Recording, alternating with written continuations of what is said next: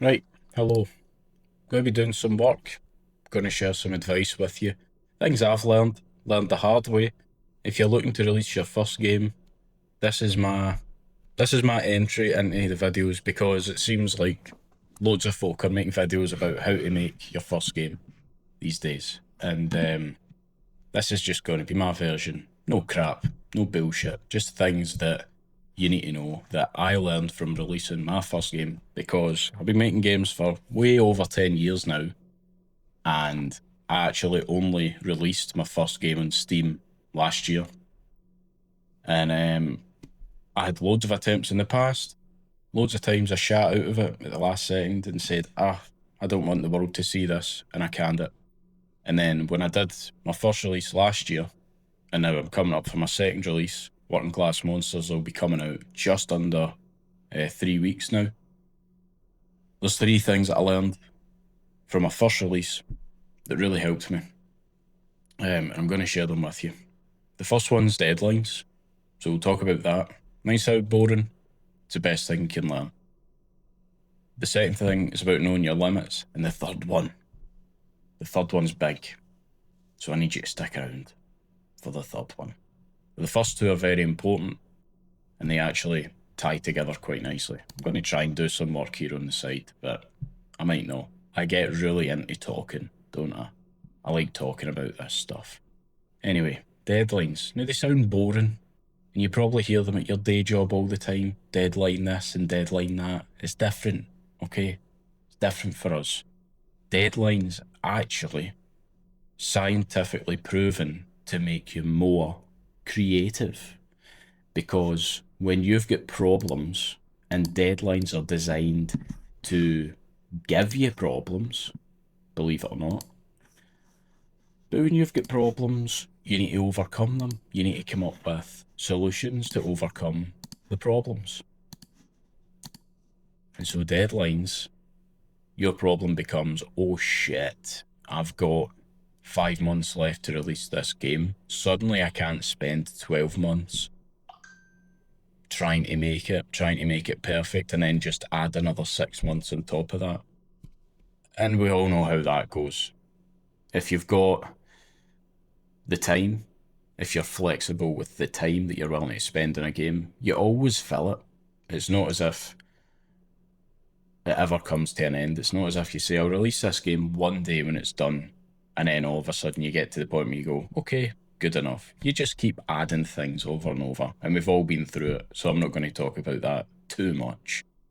But, you know, when you've got time constraints to build something,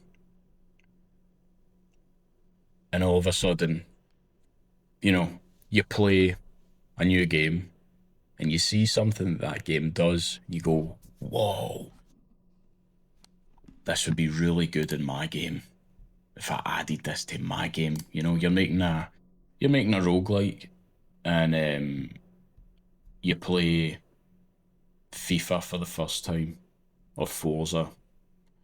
Let's go with Forza. So you're making this roguelike. It's a bit like Slay the Spire. And then you play Forza one day and you're like, wow, cars are amazing. I should add cars into my Slay the Spire game.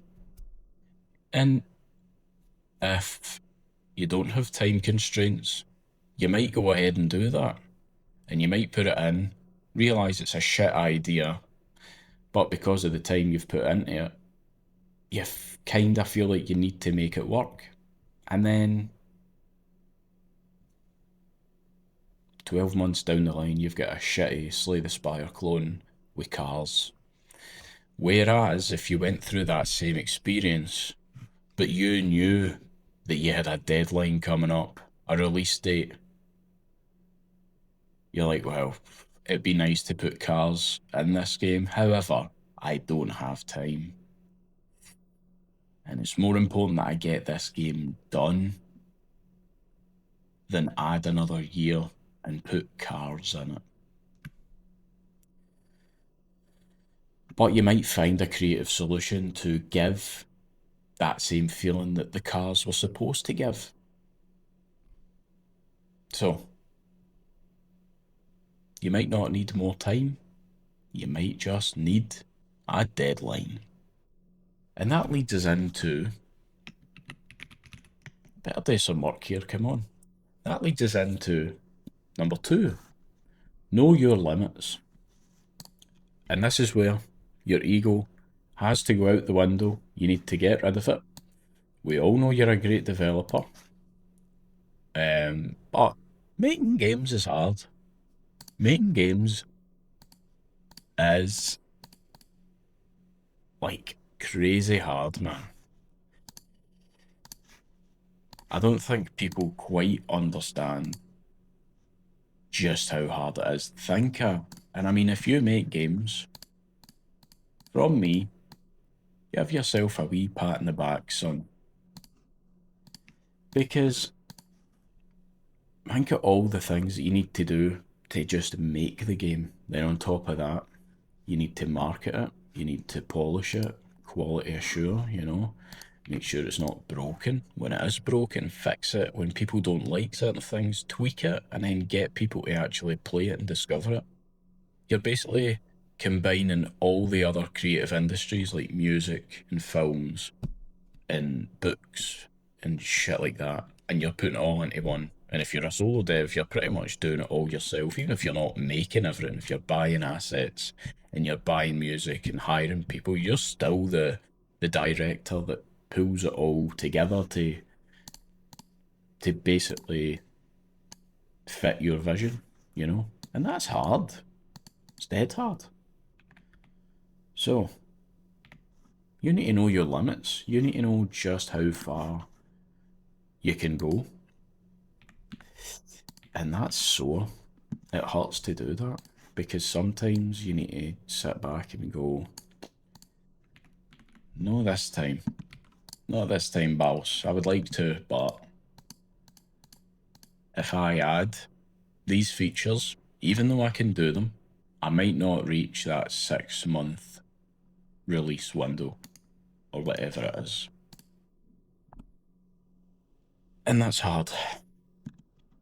And when you connect your deadline that we just spoke about in point number 1 and you connect that to knowing your limits, they feed in with one another quite nicely. And the reality is, if you've got deadlines, but you're lying to yourself about your ability to create things within those deadlines, you might as well just not have made the deadlines to begin with. The deadlines only really work when you're honest about what you can do within that rule set of time. I had to do it. I had to do it with the game that I made last year. This is Working Class Monsters, by the way. If you like roguelike, clicker, puzzle incrementals, have a wee look at it. And if you think it might be a game that you like to play, wishlist it. Thank you. But this is the game that I made last year, and it's crap like it's shite. It says estimated $5. That's nice. I didn't see any of that. But this was me. I basically said, all these years and I haven't released a game on Steam, I just need to do it. I need to do it and learn from it. So I made this, and it's a stupid, crappy game where you order food and you basically wait on a real timer, and when the wee guy comes to the door, you answer the door, and if you don't within like 10 seconds, you miss him, you miss your food. And it's an achievement hunter game, basically, because there's wee things that you can do around the house, like do a shit and flood the toilet and flood the house, break the TV, things like that, just silly things. But I said, it was like 6, 7 or 8 weeks, it was one of those, I don't remember, to make a game from scratch and release it. And I don't need to market it, I just need to release something. And that's what I did. And when you've got like, I don't know, say it was 6 weeks, I'll say it was 7 weeks, just to be fair. When you get 7 weeks to come up with a game, make it, test it, and learn the whole Steam release system which will fuck you over the first time you do it. Because there's just things that come up that you're not prepped for. You kind of need to be a bit on the ball with what you include. And this was extreme because it was 7 weeks, you know.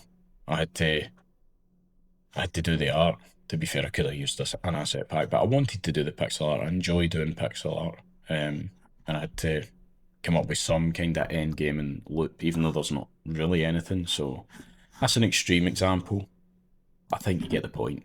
And I think with that, with knowing that you should make deadlines, you should know your limits. This is all if you want to release a game. If you make games and you're quite happy to maybe release one day, then do whatever you please. But I think if you really want to take this shit serious and try and make it your job, this is the kind of stuff you should be doing. The third thing that I really wanted to talk about is I think this is important, and I don't see, to be fair, I don't watch many game dev videos these days. But I don't think I've heard anybody else saying it. But it's very important, and it's like knowing that you're gonna, when you release the game, you're gonna know you could have done better. Sorry, that was my door. When you release the game, you're gonna know you could have done better. You're gonna look at it, and there's just gonna be some things about your game that you hate, man. Where is the colour on this thing? Let's see.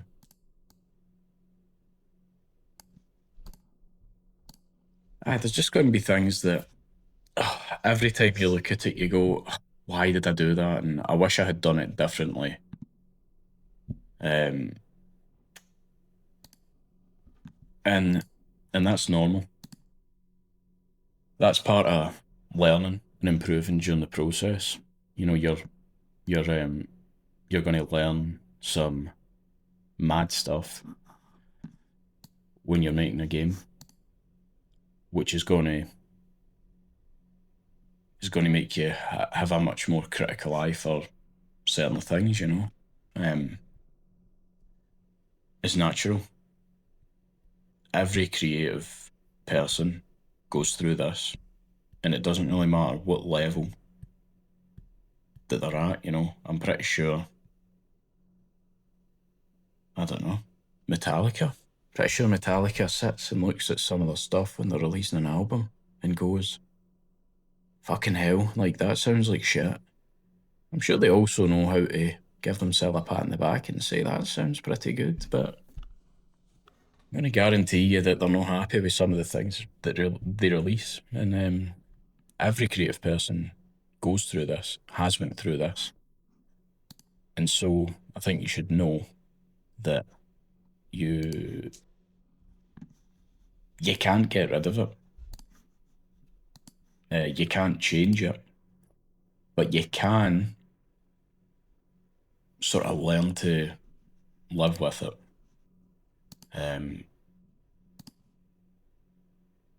It's all about your mindset and your understanding of it. And I think if you can understand that feeling a bit better, it might make it easier. So if you think about tech releases, okay, and think about how basically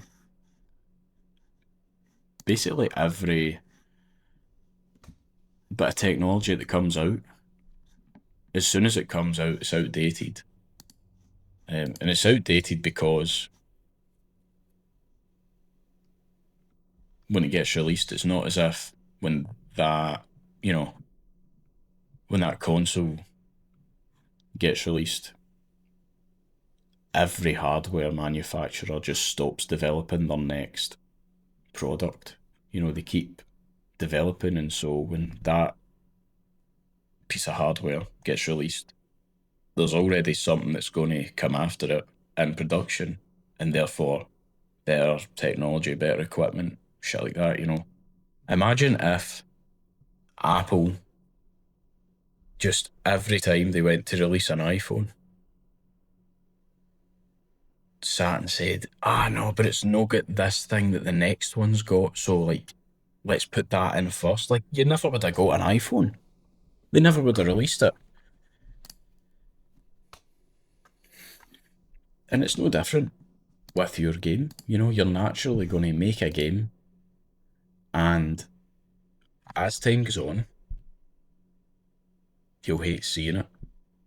You'll hate certain things about it. You'll still be proud of it, I'm sure. But there'll be certain things you wish you could just do again. And the trap that you can fall into quite easily is doing them again, is reworking it and reworking it over and over again.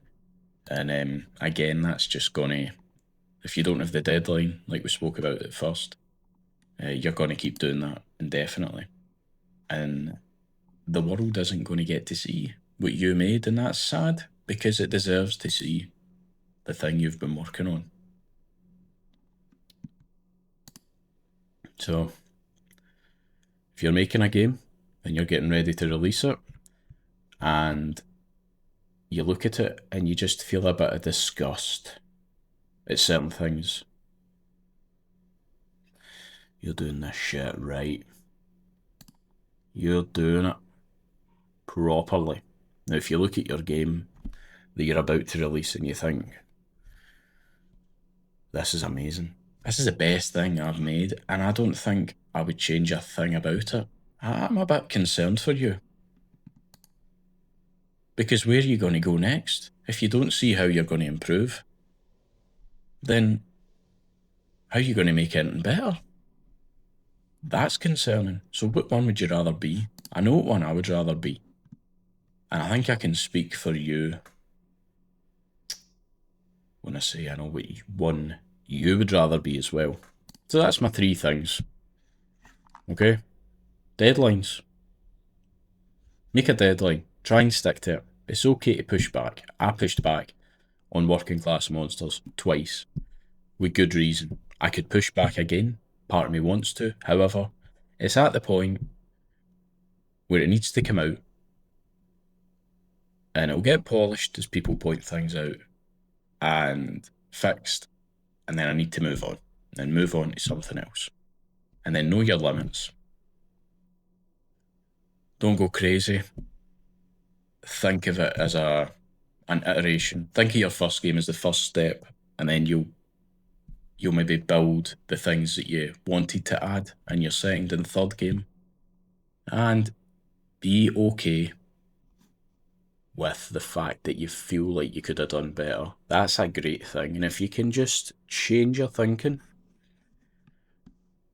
and look at that with a bit of positivity and go, I can do better. I can do a lot better. And if I made this game again, it would be miles better. Then that means the next thing that you make is going to be a greater game. Anyway, stop listening to me. Go and do your stuff. Go and make games. And thank you for watching. I'll catch you next time.